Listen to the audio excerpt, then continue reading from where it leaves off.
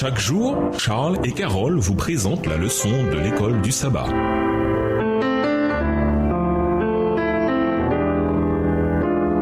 Bienvenue dans votre émission. Dieu nous parle. Nous voilà à la leçon de dimanche. Une fuite. Jonas a été un missionnaire très efficace. Ceci dit, il était aussi très réticent, du moins au début. Un jour, Dieu l'a appelé et cela a totalement changé le cours de sa vie. Au lieu de prendre sur lui le joug de Dieu et de découvrir par lui-même que son joug était bon et sa charge légère, Matthieu 11, verset 30, Jonas a décidé de trouver le repos par lui-même. Et il l'a fait en fuyant dans la direction opposée à celle que Dieu l'appelait à suivre. Où Jonas espérait-il trouver la paix et le repos en fuyant l'appel de Dieu? Y est-il parvenu? Lisons Jonas 1. Jonas chapitre 1. La parole de l'Éternel fut adressée à Jonas, fils d'Amittai, en ces mots.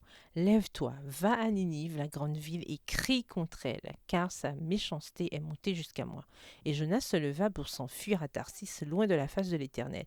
Il descendit à Jaffo, et il trouva un navire qui allait à Tarsis. Il paya le prix du transport et s'embarqua pour aller avec les passagers à Tarsis, loin de la face de l'Éternel. Mais l'Éternel fit souffler sur la mer un vent impétueux, et il s'éleva sur la mer une grande tempête. Le navire menaçait de faire naufrage. Les mariniers eurent peur, ils implorèrent chacun leur Dieu, et ils jetèrent dans la mer les objets qui étaient sur le navire, afin de se le rendre plus léger. Jonas descendit au fond du navire, se coucha et s'endormit profondément. Le pilote s'approcha de lui et lui dit, « Pourquoi dors-tu? Lève-toi, invoque ton Dieu. Peut-être voudra-t-il penser à nous et nous ne périrons pas. » Et ils se dirent l'un à l'autre, « Venez et tirons au sort pour savoir qui nous attire ce malheur. » Ils tirèrent au sort et le sort tomba sur Jonas. Alors ils lui dirent, « Dis-nous, qui nous attire ce malheur? Quelles sont tes affaires et d'où viens-tu? Quel est ton pays et de quel peuple es-tu? » Il leur répondit, « Je suis hébreu et je crains l'Éternel, le Dieu des cieux, qui a fait la mer et la terre. » Ces hommes eurent une grande frayeur et lui dirent, « Pourquoi as-tu fait cela? » Car ces hommes savaient qu'ils fuyaient loin de la face de l'Éternel parce qu'il le leur avait déclaré. Verset 11. Ils lui dirent, « Que te ferons-nous pour que la mer se calme envers nous?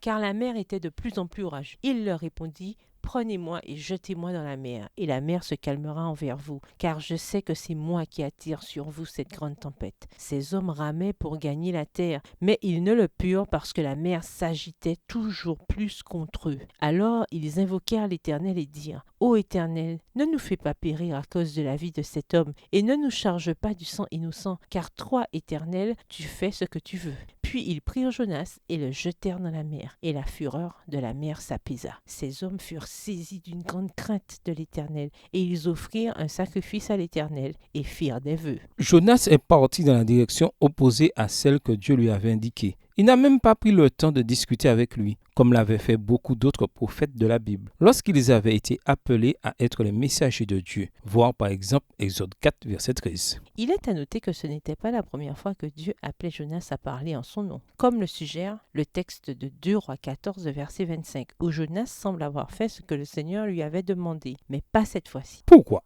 Les documents historiques et archéologiques révèlent la cruauté des seigneurs néo-assyriens qui dominaient le Proche-Orient au 8e siècle avant Jésus-Christ, époque à laquelle Jonas a exercé son ministère en Israël. Environ 75 ans plus tard, le roi néo-assyrien Sennachérib a attaqué Juda. Israël et la Samarie étaient déjà tombés une vingtaine d'années plus tôt, et le roi Ézéchias avait apparemment rejoint une coalition locale opposée à la Syrie. Désormais, le temps était venu pour les Assyriens de régler leurs comptes. La Bible, voire 2 Rois 18 et Ésaïe 36, les documents historiques assyriens et les reliefs des murs du palais de Sennachérib à Ninive nous racontent tous la cruelle histoire de la chute de Lachish, une des forteresses les plus importantes du temps d'Ézéchias, située au sud du pays. Selon une inscription, Sennachérib a affirmé avoir fait plus de 200 000 prisonniers dans 46 villes fortifiées qu'il prétendait avoir détruites. Lorsque le roi assyrien a pris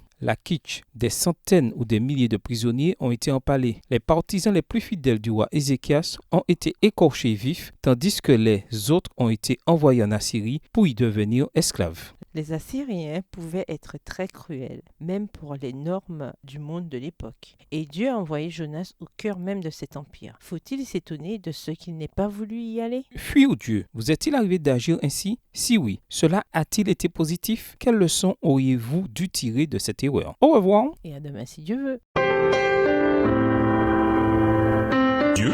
parle. Chaque jour, Charles et Carole vous présentent la leçon de l'école du sabbat.